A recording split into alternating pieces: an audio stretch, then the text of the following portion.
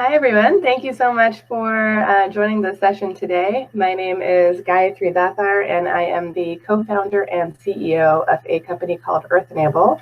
We operate in Rwanda and Uganda, and our mission is to make living conditions healthier for people all over rural Africa. And we have started this with a flagship floor, but as I'll discuss, we've gotten into many additional housing products as well, because very much to the theme of this session, we really strongly believe that inclusive growth can't happen unless everybody has access to affordable housing and is able to live in a place that they feel proud of, and then they have enough access to products due to affordability and just access to enable them to improve their living conditions over time. So as I mentioned, this is the key problem that we are trying to solve. This is something that I'm sure many of you have seen pretty typically with anywhere in rural Africa, but you'll see a lot of dirt floors. There's 1.4 billion globally, and basically the big problem with this is that they really do make kids extremely sick. There's been significant research about this. Basically, the issue is that if you imagine a child on a dirt floor, if any of you have kids under the age of 1 or 2, you'll know that they're constantly putting their hands in their mouth. That's actually a phase of development called discovery, which is when kids are just trying to understand the world around them. And, putting things in their mouth is one way they do that.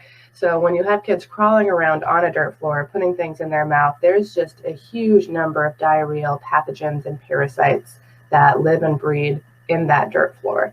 And as a result of that, it means that they're constantly ingesting and inhaling a lot of things that can cause a lot of disease. In the time of COVID, this becomes even a more significant problem because of the fact that, first of all, just dustiness around the environment causes a lot of respiratory disease. That's steady state with or without COVID. And so COVID becomes much more deadly when people have pre-existing conditions. Secondly, there's been plenty of evidence demonstrating that dustiness causes COVID to spread much more fast. So a lot of this talk about it being airborne is also getting attached to tiny particles of dust. So that's another obviously key problem, making this an even more urgent issue to solve in the time of COVID. So the studies that have been done and on diarrheal illness have actually demonstrated a 49% reduction in diarrhea just by having a clean floor. So this is a pretty significant reduction, 49% just by having a clean floor. And the amazing thing about this is that this floor and most housing interventions actually are really a one-time intervention. And they really don't require the same kind of behavior change that a lot of other health interventions require. So you don't need to put up a mosquito net. You don't need to wash your hands you don't need to have water to wash your hands, et cetera, et cetera. So the fact that this is really a one-time cost that requires no real behavior change other than buying the floor and keeping it clean, and then also is something that people just really want. This is a very important thing that we've realized, is that this is an aspirational luxury good in some ways, but it is at a price point that people can afford. So most of our customers assume that they would be getting a concrete floor maybe in 5, 10, 15 years.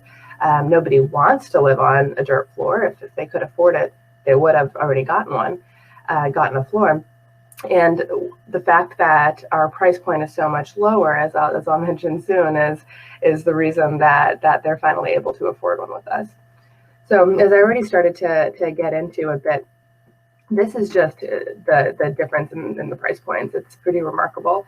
So we have, for an average, the average annual GDP per capita in Rwanda, which is where we started our operations, is $750. And then we have a concrete floor costing $300, and it could be, this is for a typical sized home, so it could be even more than that. And then, of course, our earthen floor, which is a fraction of that.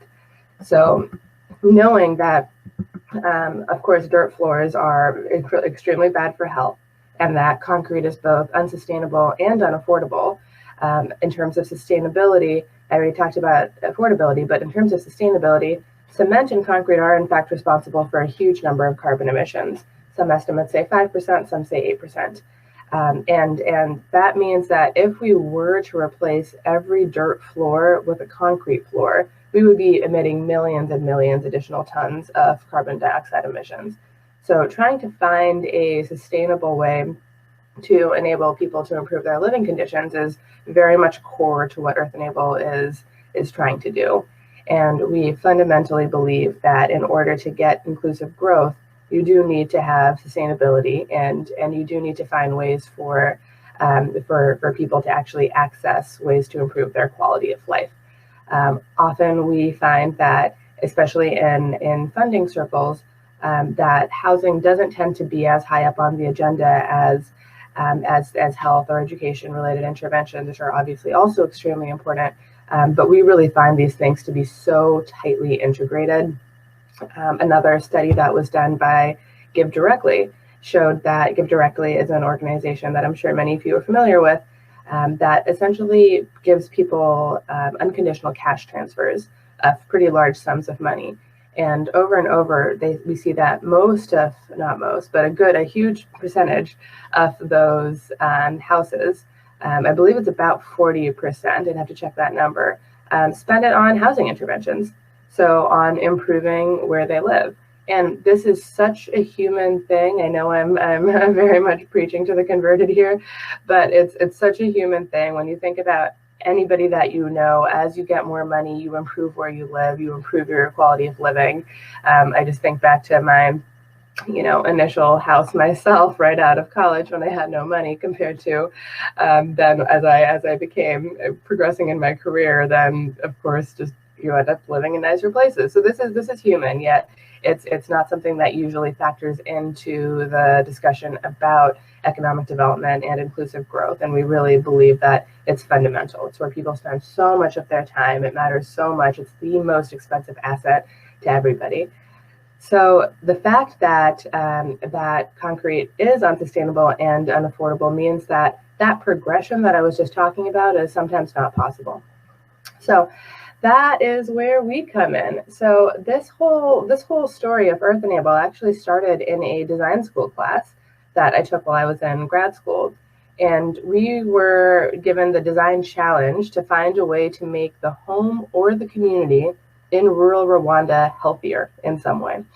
And after we came across the floor pretty early, but then after, I would say 2, 3, 4 months of trying to figure out a cheaper floor than concrete, using all kinds of terrible ideas that we instantly rejected, we were very lucky to come across a bunch of people in California, where we were, that were building these beautiful earthen floors.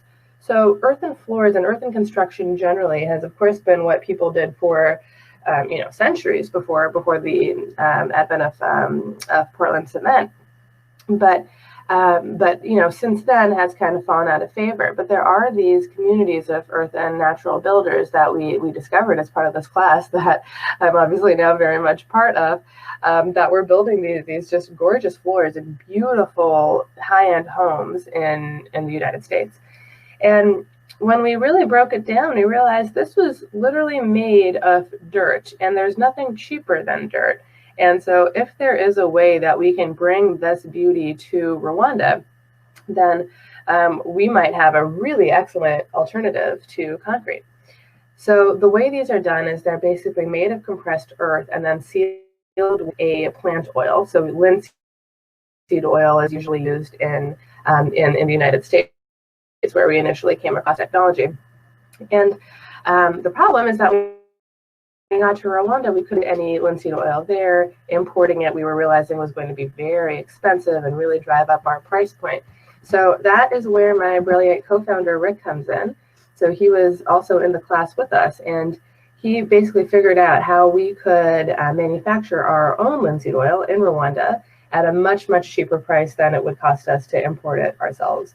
So the way our floor is made is to first compact a subfloor. The coolest thing about our product is the fact that we can use local materials, extremely local materials. When I say local, I mean like meters from the house, in the backyard. We basically figured out where we're most likely to find the material around that will be good for various aspects of the floor. So in this case, the subfloor, so laterite tends to be, or muram, tends to be something that works quite well. If you see where people have dug their pit latrine, they'll have, of course, dug pretty deep down, and we find that's a really good place to look for laterite. Other than that, then there's various things you can do, hand tests, field tests, to figure out which material is going to be best for various layers of the floor. So the subfloor should have a good percentage of rocks, as you see. That's what gives it its stable base. And then we compact it. This is a metal compactor you can see in the photo. We've also have a wood compactor.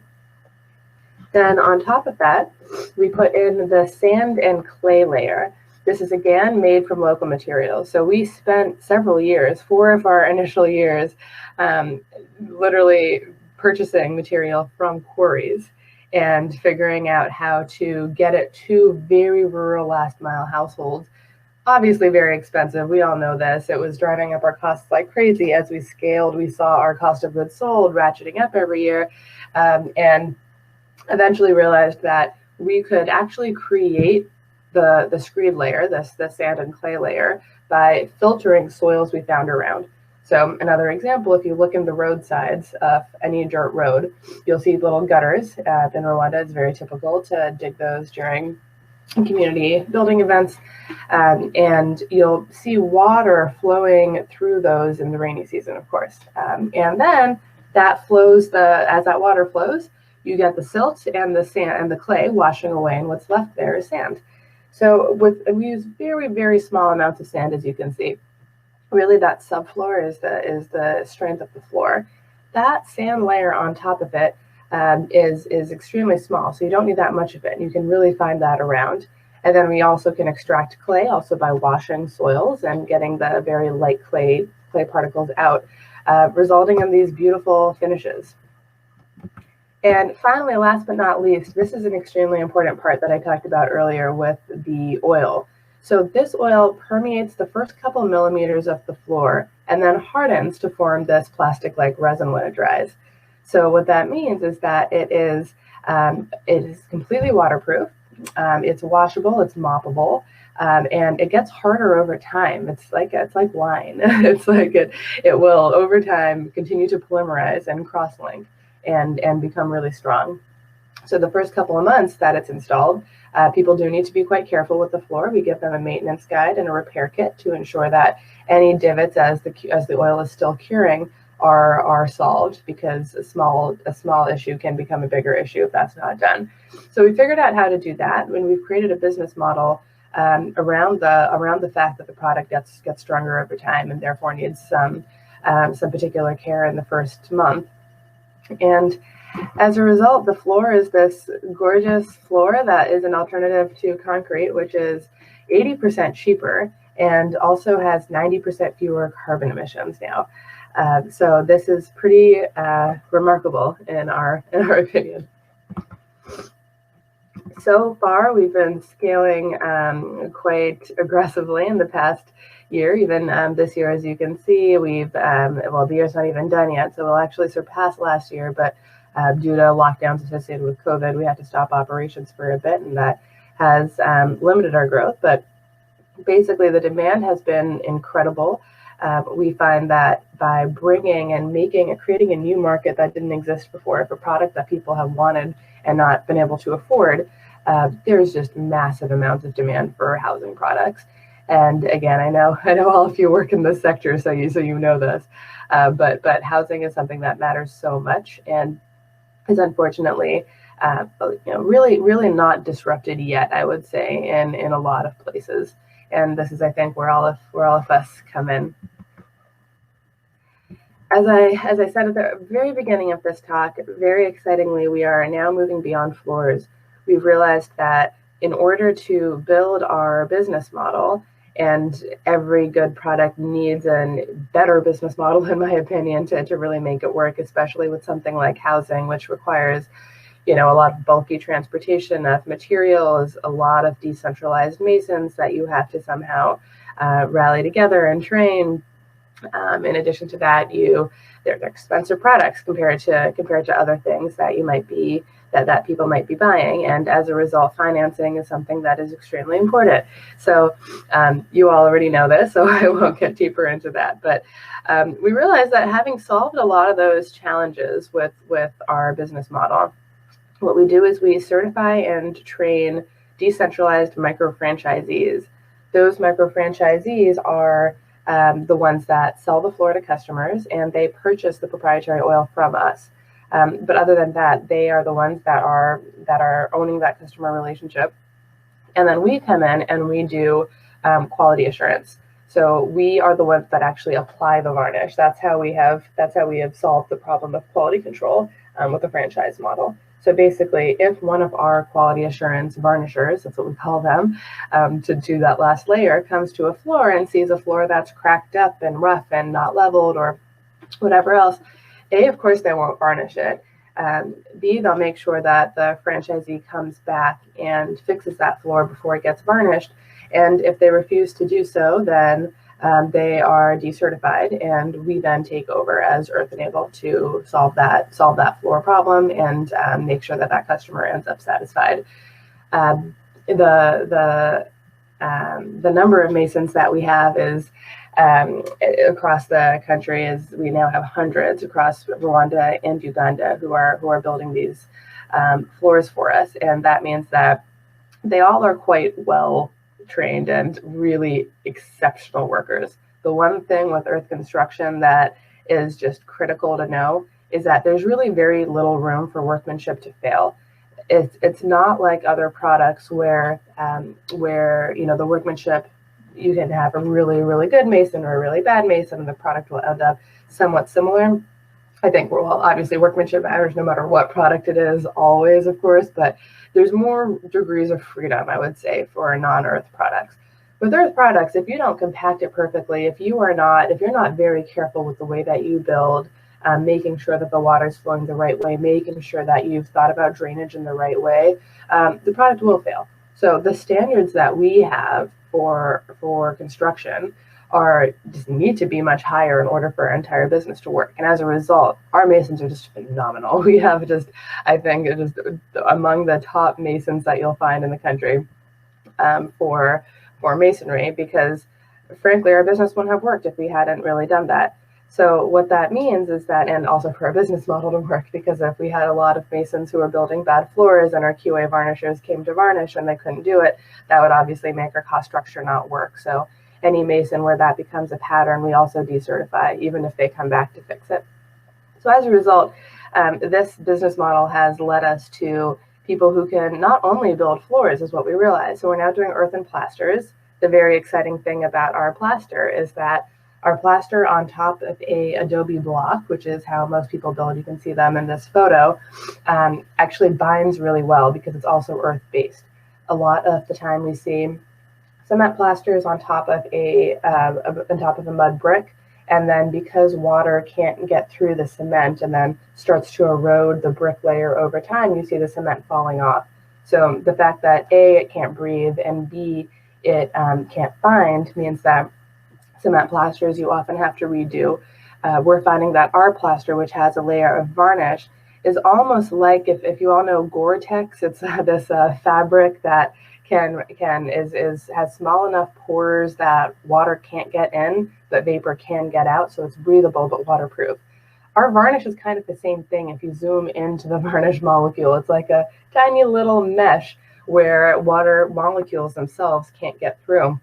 But if there is moisture that's building up, then the wall can still breathe with our plaster, which we find to be very cool and also really good for plastering mud, which is how 95+% of building is done in Rwanda. So given that we have a mason workforce, we have a technology that can be applied not just to floors, but also to plasters. And now we're also testing it directly on blocks so that people wouldn't need plaster at all. It means that there's just a huge opportunity for us to transform rural housing using the business model that we've already built for flooring. So our vision for this is well beyond where we are today. Our ultimate dream and goal for a business is for lots of people to basically copy us, to have lots of competitors. We are actually a nonprofit organization in the US that owns a company. And so our goal here has always been to figure out how we can really build an industry, because we know that us as one company doesn't solve this problem, but an industry does solve this problem. So in our ideal world, there's a lot of competitors out there. There's a lot of people who have seen that this is a market that is a profitable market to serve if you have the pieces of the business model right, and B, a market that desperately needs serving. And enough people come in, then I think we can really transform rural housing forever.